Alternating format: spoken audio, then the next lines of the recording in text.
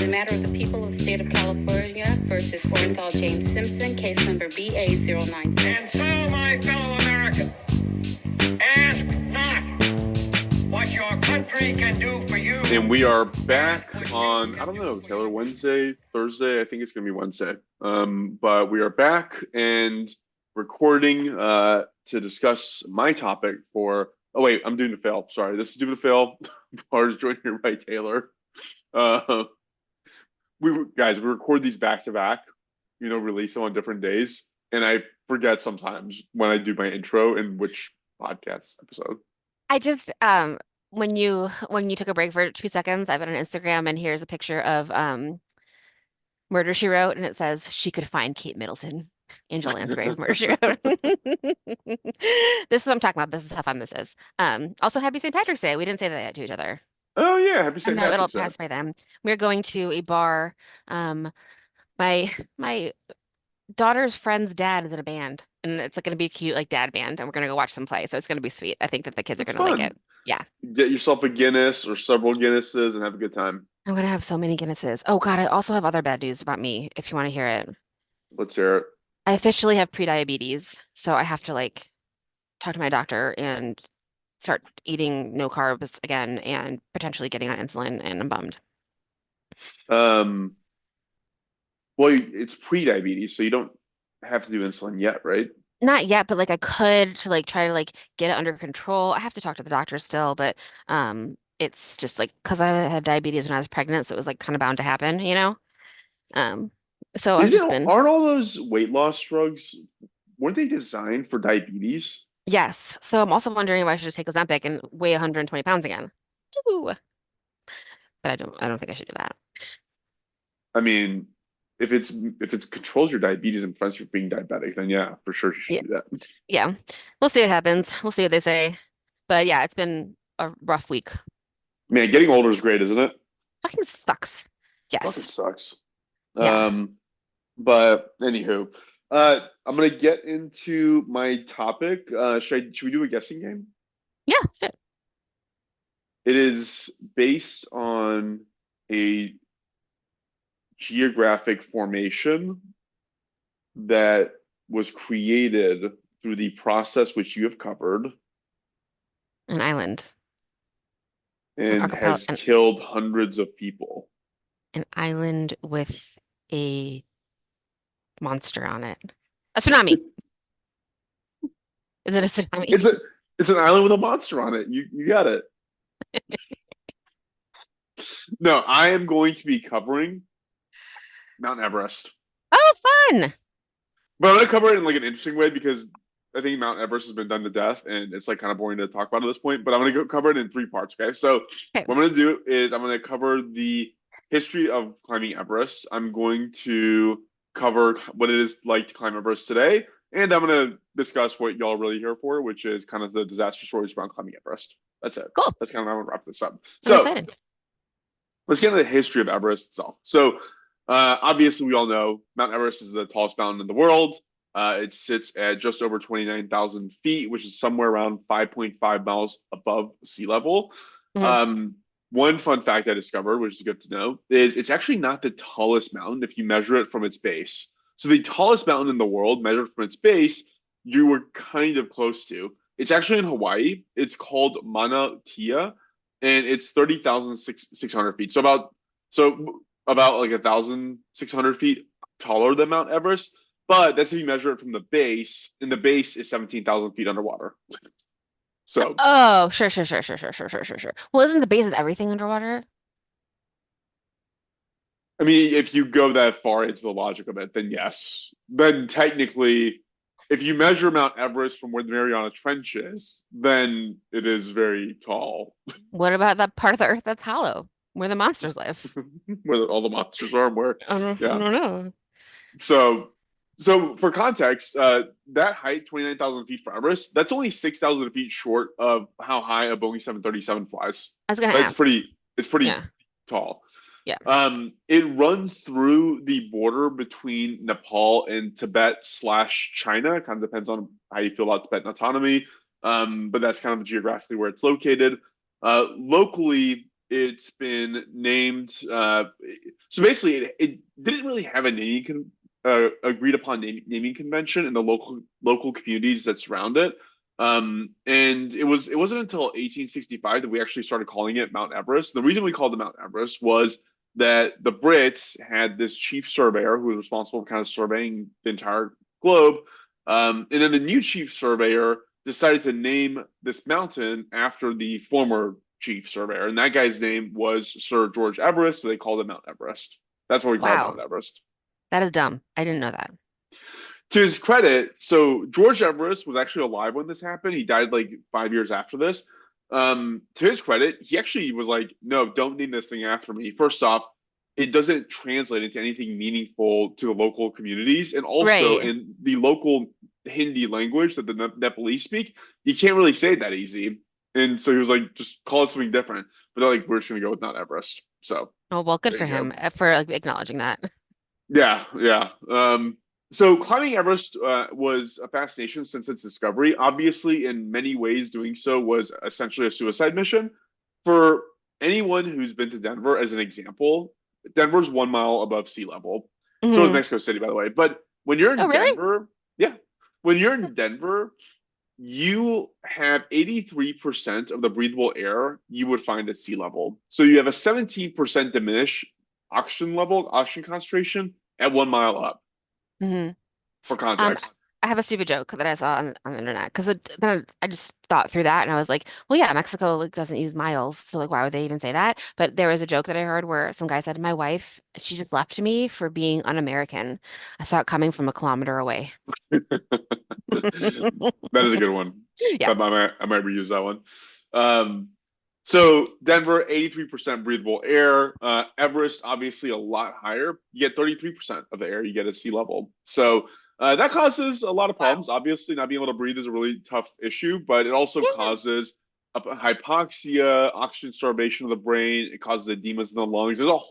There's like so many ways you can die on Everest that's just one of them. Oh my God. The other fun one is I didn't know this, but apparently, if you go high enough into the air, you hit what's called a jet stream, which I think I've heard Hmm. through meteorology reports before. We've Apparently, talked about I'm sorry, we talked about it with the volcanoes as well, because part of the problem is when the volcano ash hits the jet stream, that's when it goes over the whole world goes and like everywhere. it's like everywhere. Yeah.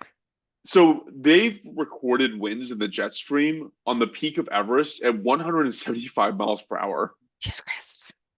And then after that, the weather up there is somewhere around negative 30 degrees Fahrenheit. Like it's bad. It is really bad I hate it. I hate to everything be about on it. Those Everest. are all things I hate. Yeah, yeah. So regardless of that, people keep trying to climb it. So let's get into the first documented version of this. That happened in 1953. So this was done by a New Zealander named Sir Edmund Hillary and a Nepalese Sherpa named Tenzing Norgay. It was around 11:30 a.m. that they summited Mount Everest. I think it's very romantic to think like these two guys just like were hanging out in a tent together and do this. That's not how this works. Like this is like teams of people that come together to kind of help make this happen. I have a dumb question. Sure. I don't even know if I want to ask it. Like, I guess how do you know that you're at the top? Like, aren't there like other, is it just like so super clear that it's at the top? Because I feel like when I climb mountains here sometimes, like obviously like they're not that tall, but we like hike up a mountain and you're like, oh, there's one taller right there, or like whatever. Like I guess do they go on like a prescribed path?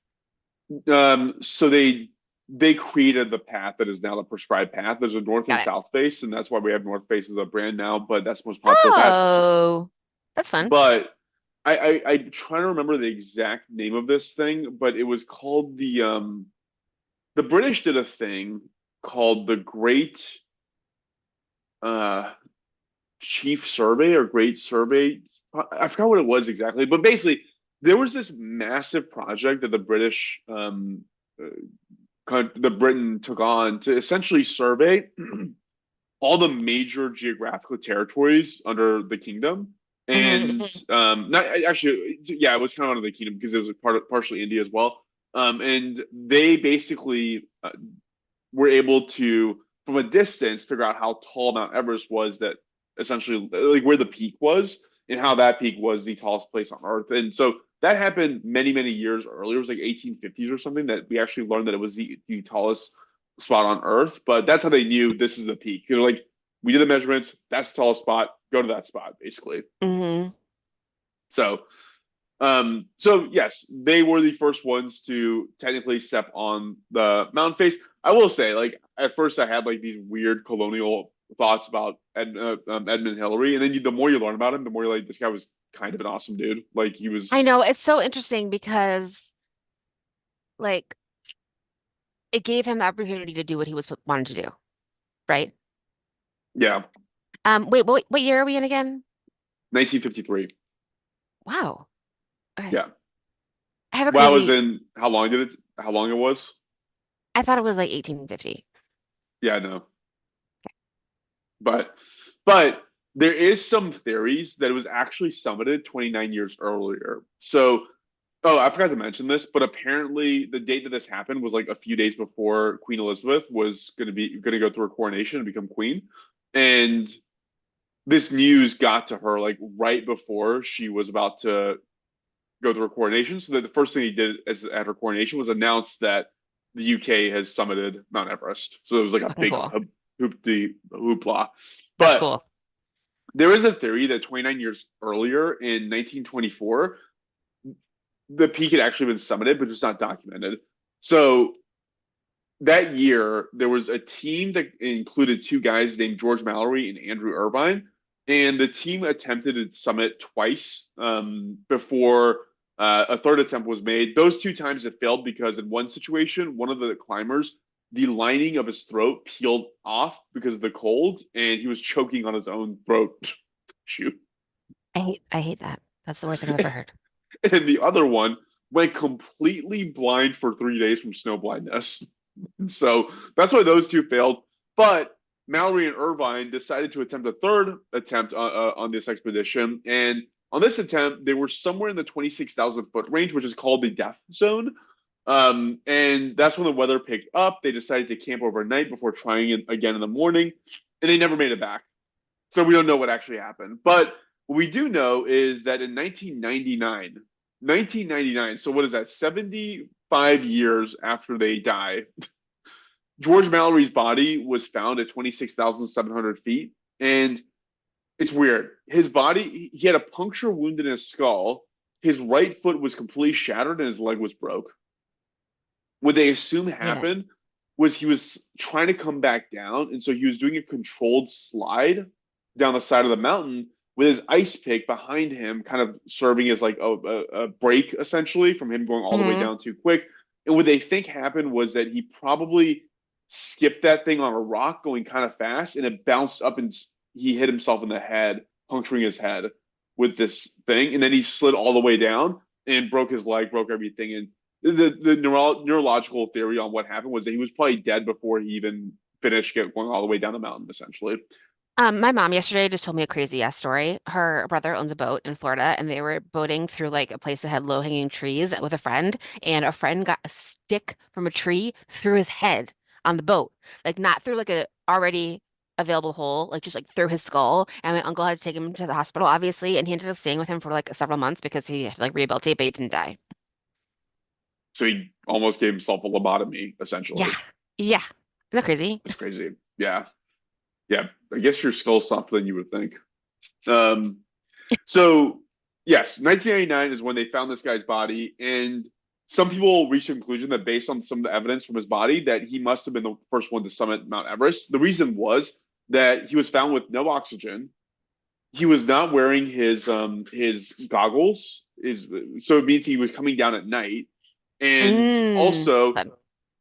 well, the reason he also didn't have oxygen because when you're coming down, you're trying to offload as much as possible so you get down as quickly as possible. And so the oxygen tanks weigh a shitload, and that's why you want to get rid of them. But he also had carried a picture of his wife, Ruth, for the entire trip because his goal was when I get to the summit, I want to put the picture of my wife on the summit.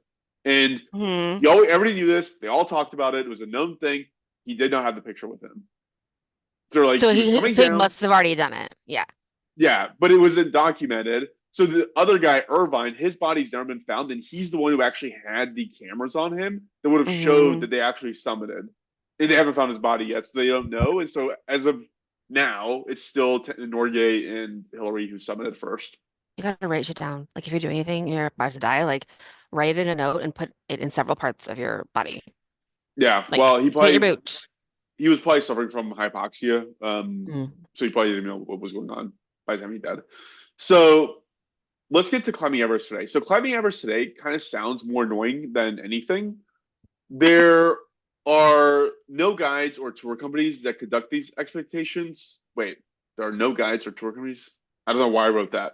There's a million guides and touring companies that do these expeditions, and the pricing is kind of all over the map. So the average I found was somewhere around $50,000 to pay to try to summit Everest. You're summiting is not guaranteed. Most people, a lot of people don't, but Hmm. um, I saw a range of somewhere in the $30,000 range. I saw one that was $200,000 to do this expedition. The $200,000 one sounded more like a luxury vacation than like a harrowing trek. That company is called Furtenbach Adventures. So if anybody wants to book a $200,000 expedition to Everest, then you can do it for through the Furtenbach Adventures. They're not paid sponsors of this podcast, Could you just so imagine? we're clear. Because we know that your listeners are the kind of folks who spend $200,000 to climb Mount Everest. If you listen to this and you have done that, please let us know because we'd love to know how you found our podcast. And can you write us a check? Um, Who are you? so there's a way to do it cheaper on your own. So basically, go without an expedition. I'm going to tell you why you shouldn't do sign up for that option later on, which should be clear.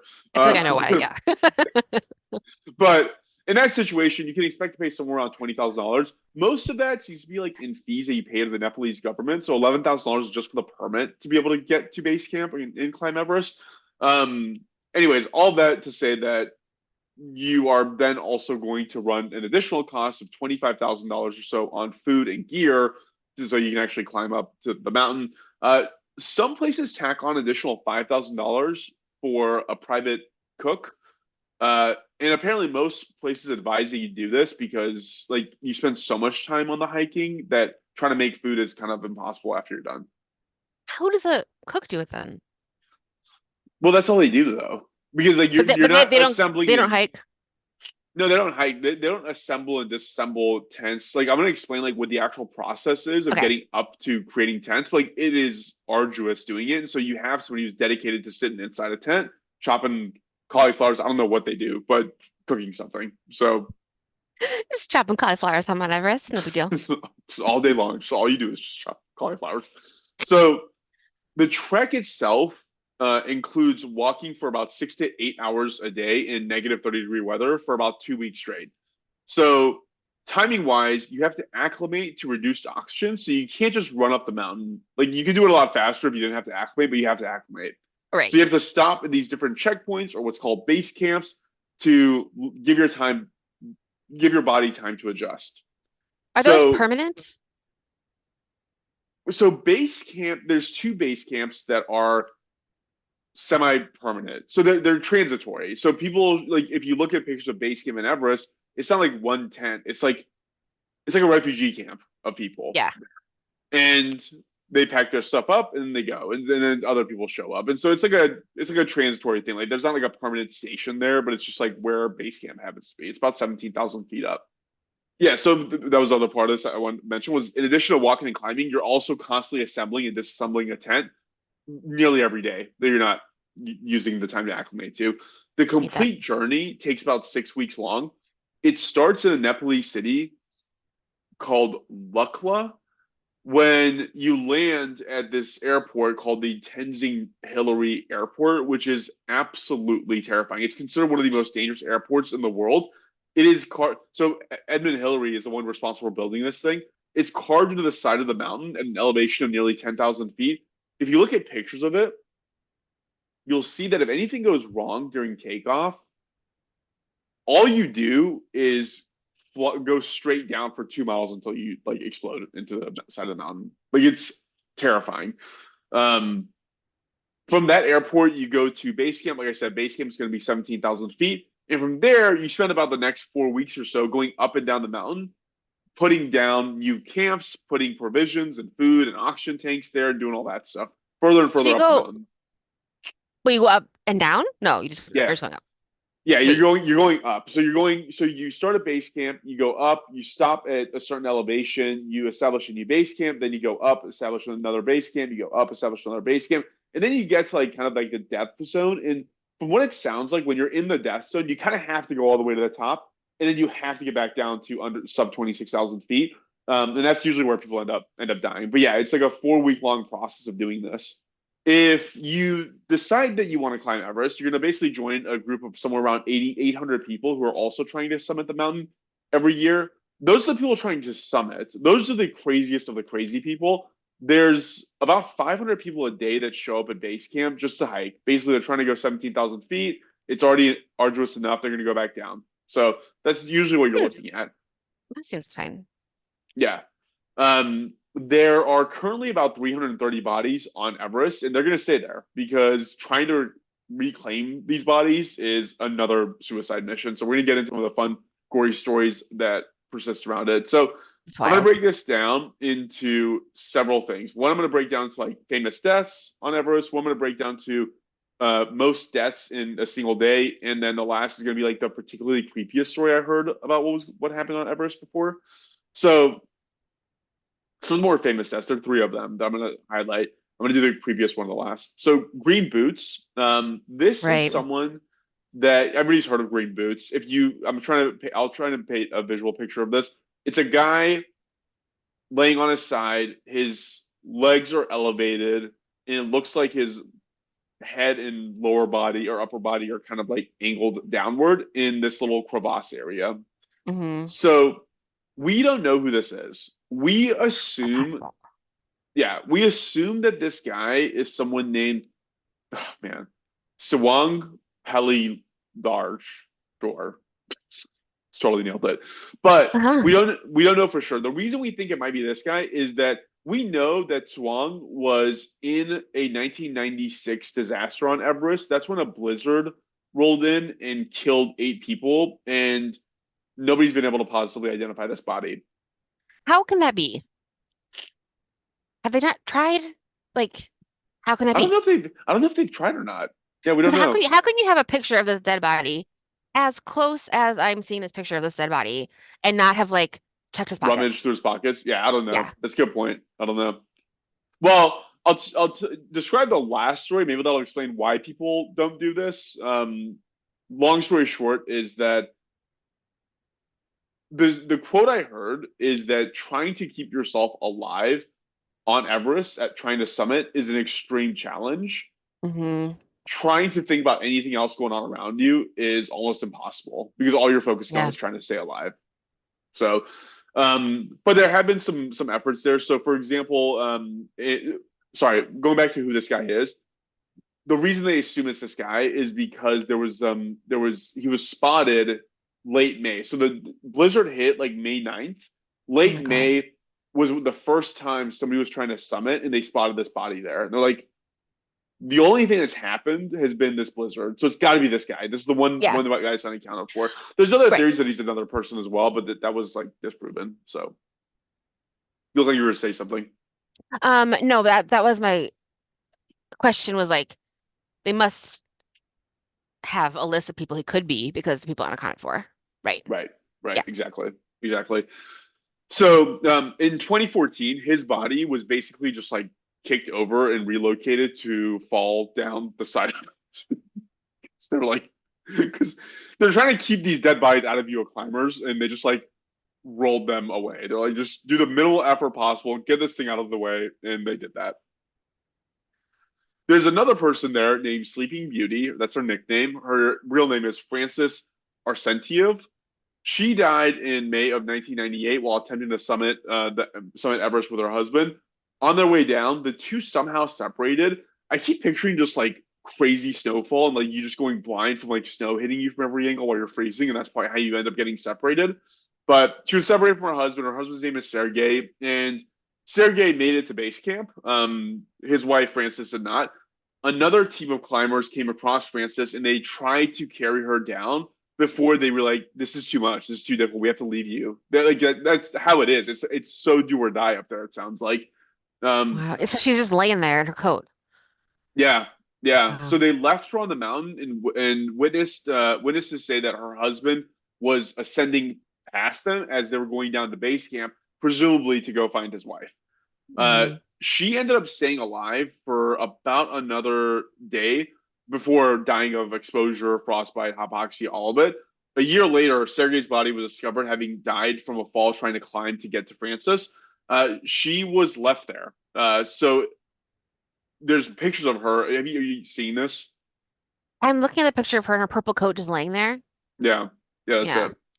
She was left laying on her side for about 9 years before, Hmm. again, another group of climbers just pushed her off the side because they were like, we need to stop. We don't want to look at this anymore, basically. Wait, so the first climbers that tried to bring her down, was she still alive or no?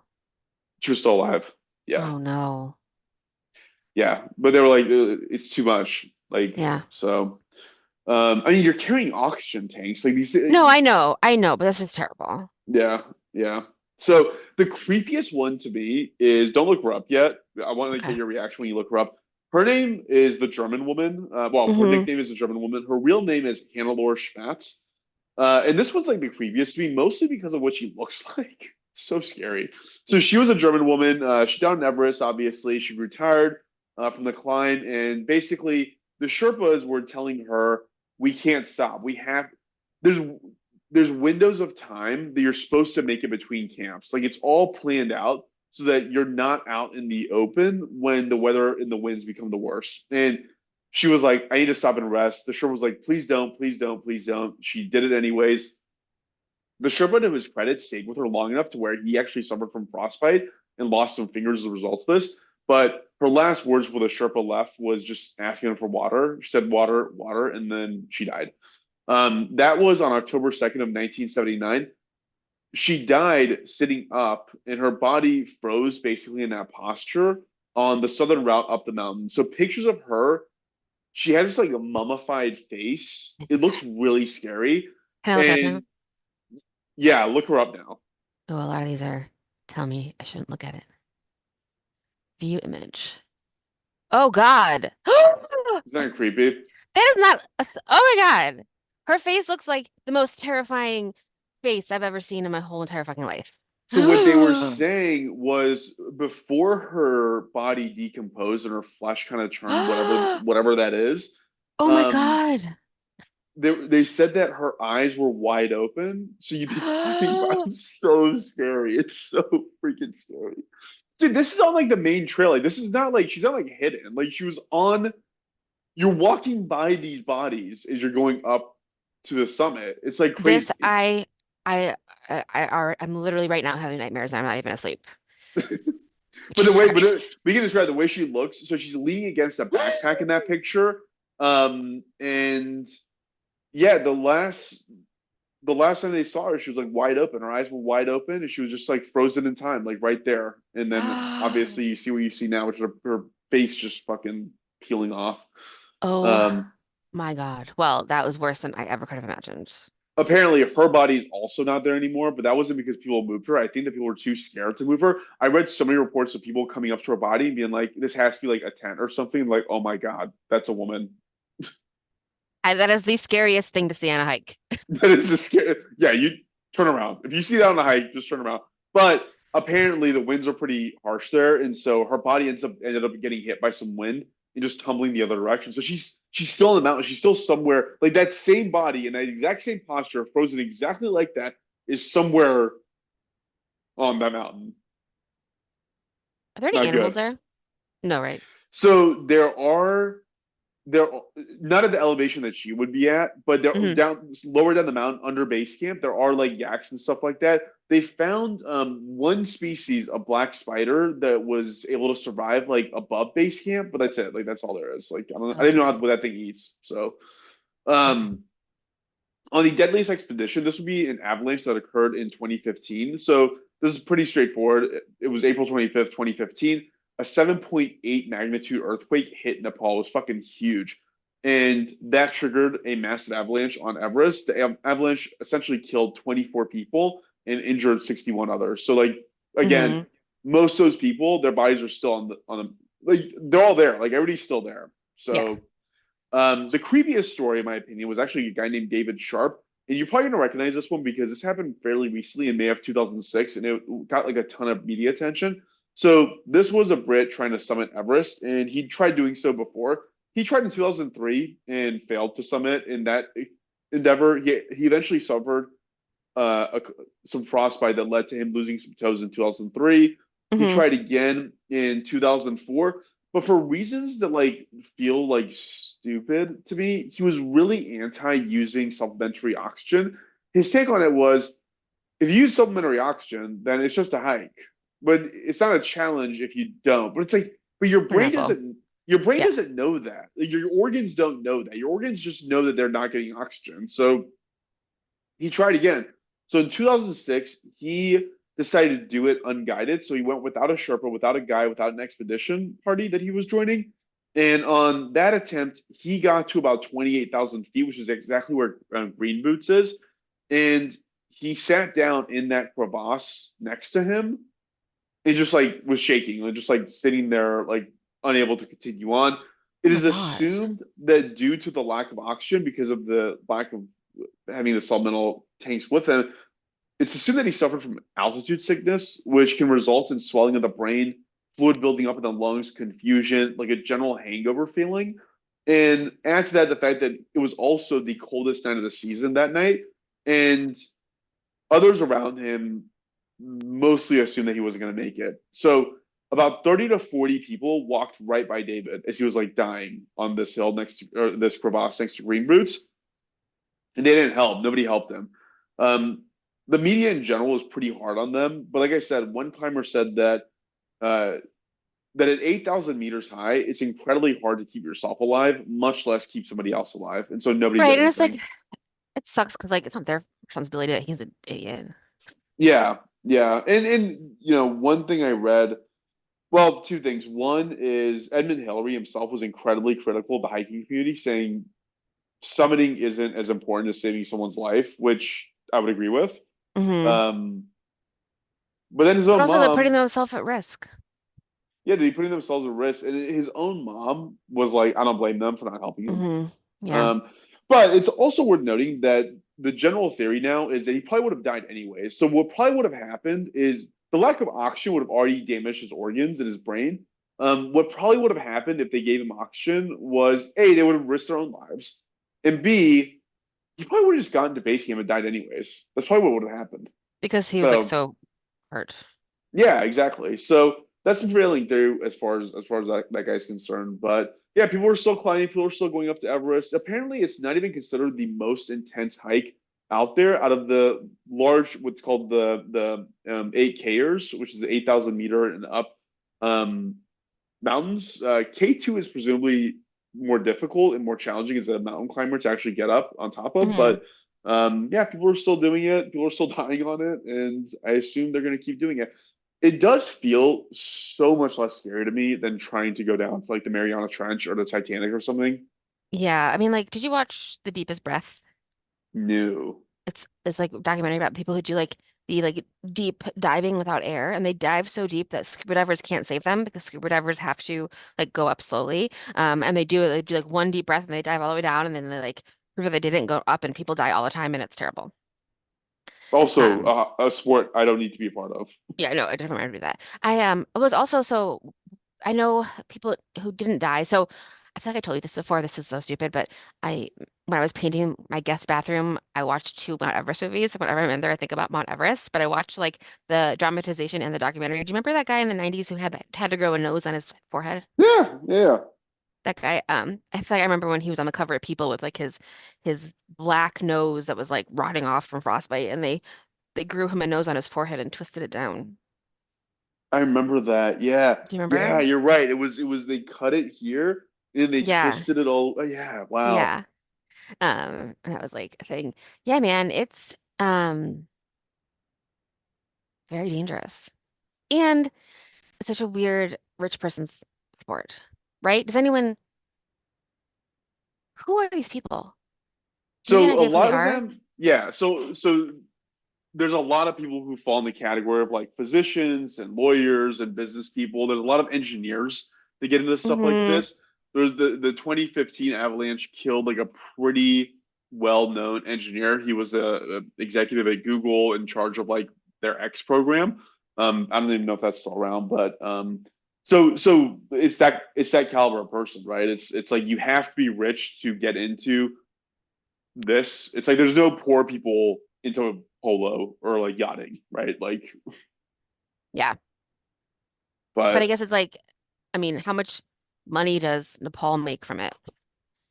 Is it yeah, yeah. I mean, look, like the good or Sherpas, like yeah, like the yeah. Sherpas, like I mean, it is a huge industry there, and so it's probably like a net positive overall for them, despite the fact that they have to look at dead bodies constantly. But um, Are they like is something about are they all the same? Are the Sherpas all like from the same group of people? Like are they able to handle the high altitude better than everyone else? You know? Like people yeah, not from yeah, that area, like they're from there, so they're like used to it. So that helps them, yes. I'm sure. Yeah. So part of reading about David's situation was they mentioned how what he was trying to do would have been a challenge for even a Sherpa. Mm, So they rank it that way. It's like a Sherpa just like is easy breezy. My life is on this mountain, whatever. But yeah, so they're much more acclimated to it. yeah. I mean, A their wild airport job. starts at 10,000 feet. Oh, what's the name of the airport again? I'm gonna Google it. Tenzing Hillary Airport. Yeah, like at first I was like, when I started like thinking about this, I was like, God, these people are idiots, and like Hillary's probably terrible and all that. And then the more I researched, I was like, okay, like Yeah. I mean, it is like legitimately risking your life. Questionable why you would. I wouldn't for this, but to your point, don't yuck someone's yums, I guess. Yeah, I mean if they're not hurting anyone but themselves, you know, it's cool if they do it. And but I just the leaving the dead bodies there is really hard to like I don't know, wrap your head around.